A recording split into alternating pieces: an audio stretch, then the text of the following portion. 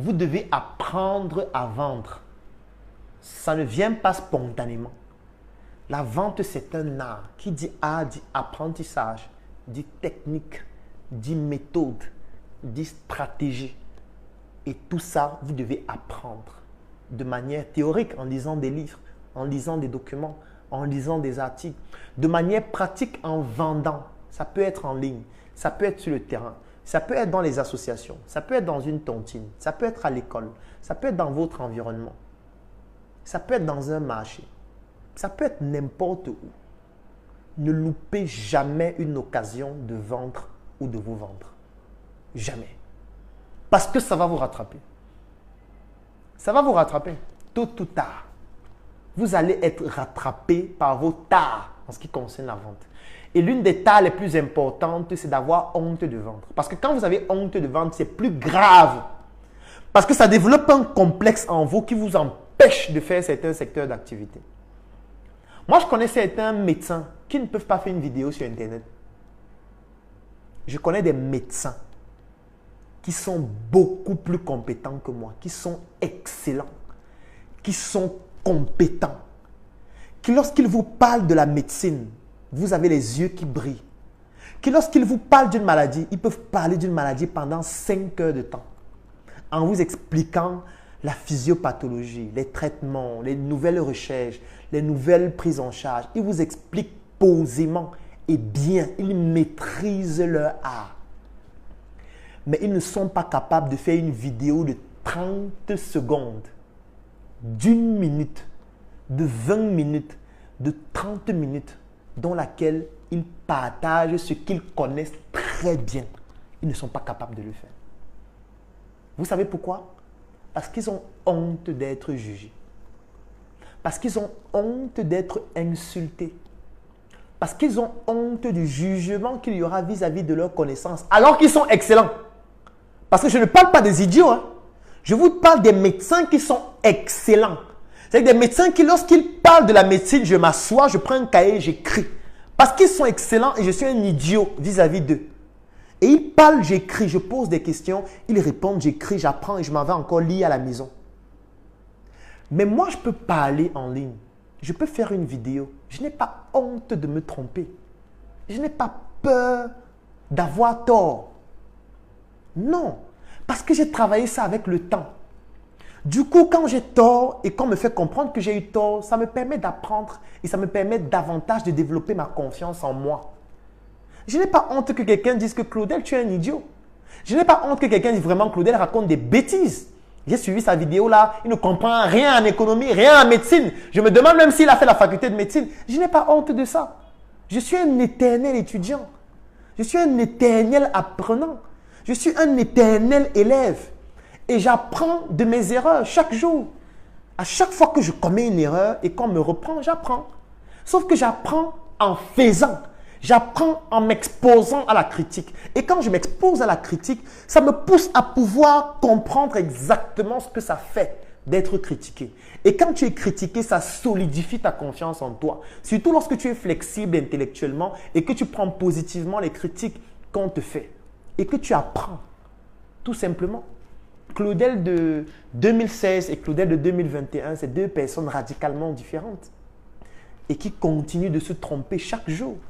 Qui continuent de commettre des bêtises chaque jour. Mais qui n'a pas honte de commettre des bêtises. Parce que le jour où vous commencez à avoir honte de commettre des bêtises, vous commencez à vous taire. Vous commencez à rester cloîtré. Vous commencez à avoir des faux profils. Vous avez peur du jugement. Vous commencez à ne plus vouloir vous exposer. Vous ne voulez donner votre avis sur rien parce que vous avez peur. Alors que parfois, vous avez un avis extrêmement pertinent. Mais vous avez peur, vous avez honte d'exposer la compétence que vous avez. Et c'est fatal. C'est fatal parce que ça détruit la confiance que vous avez vis-à-vis de vous-même. Ça détruit votre capacité à vous vendre. Ça ne vous permet même pas d'évaluer la puissance de ce que vous faites ou alors son impact auprès des gens. Et là, vous ne pouvez pas valoriser ça. Moi, aujourd'hui, je sais ce que je vaux. Parce que j'ai confronté mes connaissances aux autres. J'ai distillé mes connaissances aux autres. J'ai affronté les contre-avis. J'ai affronté les personnes qui me disaient « tu as tort, tu te trompes ». Je suis allé dans d'autres environnements, dans d'autres quartiers de l'Afrique. Je suis allé rencontrer d'autres entrepreneurs, d'autres personnes, d'autres médecins. J'ai rencontré beaucoup d'autres personnes qui sont plus compétents et plus compétentes que moi. J'ai fait des conférences, des centaines et des centaines de conférences. J'ai rencontré des centaines de personnes. J'ai discuté avec ces personnes. Ces personnes m'ont fait comprendre que tu étais un idiot en me démontrant, preuve à l'appui, et j'ai appris. Ces personnes m'ont fait comprendre que j'étais un idiot en médecine. En me démontrant, preuve à l'appui, j'ai appris. Je suis allé encore me former. Je suis encore allé me documenter. Ces personnes m'ont fait comprendre que ne parle plus de l'économie. Tu racontes des bêtises, tu racontes des bêtises. Voilà plutôt ce que tu dois dire. J'ai dit oui, je suis un élève. J'ai le droit de faire des bêtises. J'ai le droit de commettre des erreurs. Montre-moi ce qu'il faut faire. J'ai appris. Je continue d'apprendre. Ce qui fait en sorte qu'aujourd'hui, je peux évaluer ma connaissance et mes compétences vis-à-vis de la connaissance et de la compétence des autres. Aujourd'hui, dans notre environnement, je peux évaluer la valeur de ma connaissance, la valeur de ma compétence. C'est pour ça que lorsque je dis que si quelqu'un veut me rencontrer pendant 1 heure de temps, il veut qu'on discute et qu'on parle d'un projet, ça coûte 1 000 €. Les gens ne comprennent pas. Les gens disent, mais c'est un prétentieux.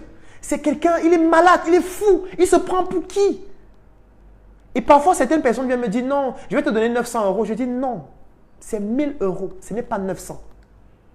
Si tu as 900 €, je vais te recommander un ami. Lui, consulte à 50 €. Comme ça, avec tes 900 €, tu pourras bénéficier même de 20 consultations pratiquement. Là, s'il te donne un conseil, ça ne fonctionne pas. Après, voilà, tu peux refaire comme ça 18 fois. Si tu n'as pas 1 000 €, je ne peux pas le faire avec toi. Pourquoi j'ai cette confiance de le dire? C'est parce que j'ai appris en échouant. J'ai appris en confrontant mon ignorance avec l'excellence des autres. Et ça m'a permis de me confronter à l'environnement, de me confronter au terrain. Ça m'a permis d'apprendre. Ça m'a permis d'évoluer. Ça m'a permis de réaliser des choses. Ça m'a permis de continuer de réaliser des choses. Et j'aime souvent le dire, actuellement, nous ne sommes qu'à 2%. Parce que ce que nous avons réalisé jusqu'à présent, c'est 2% de ce que nous sommes capables de réaliser. Donc nous sommes encore des éternels étudiants.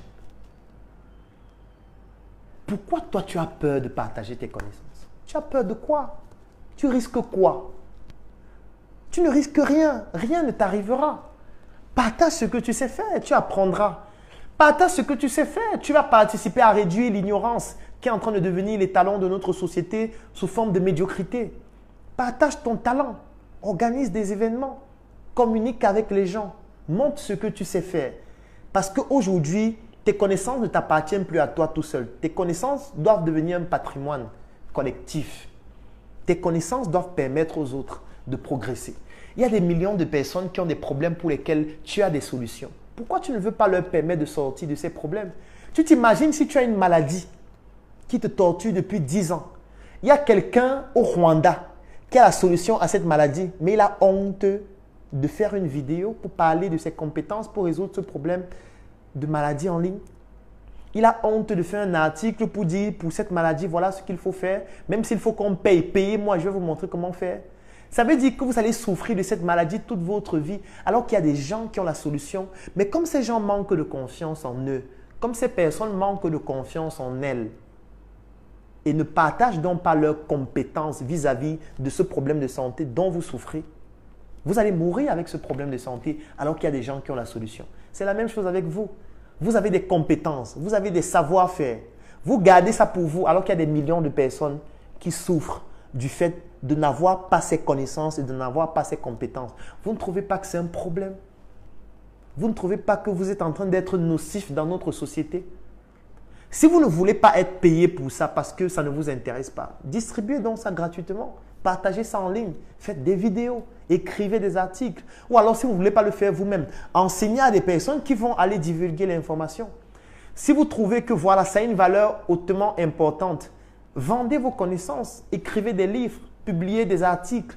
Permettez au monde entier de bénéficier de votre savoir-faire.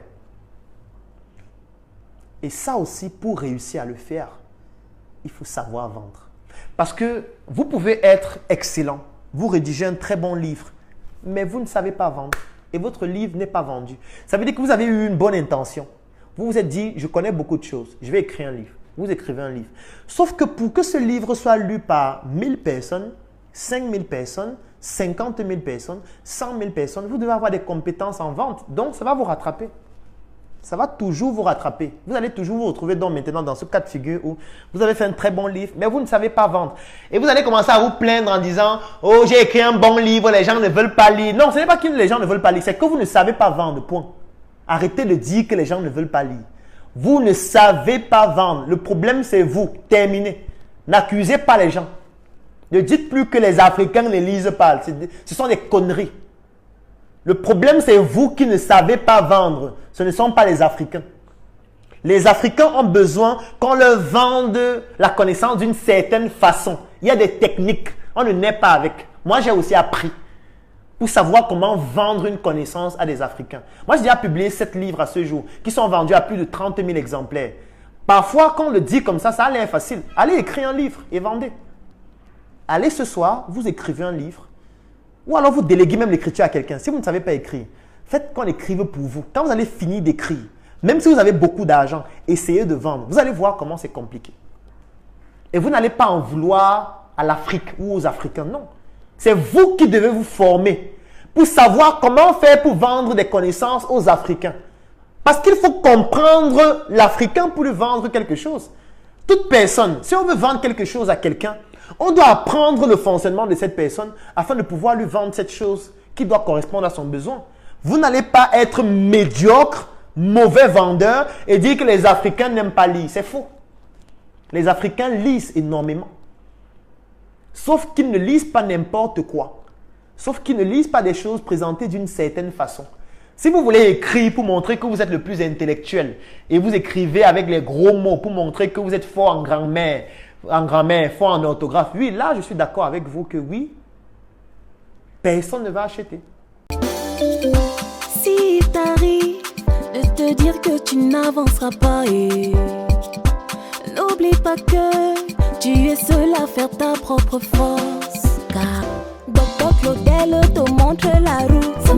Écoute un peu mon frère. Dr Claudel te montre le chemin.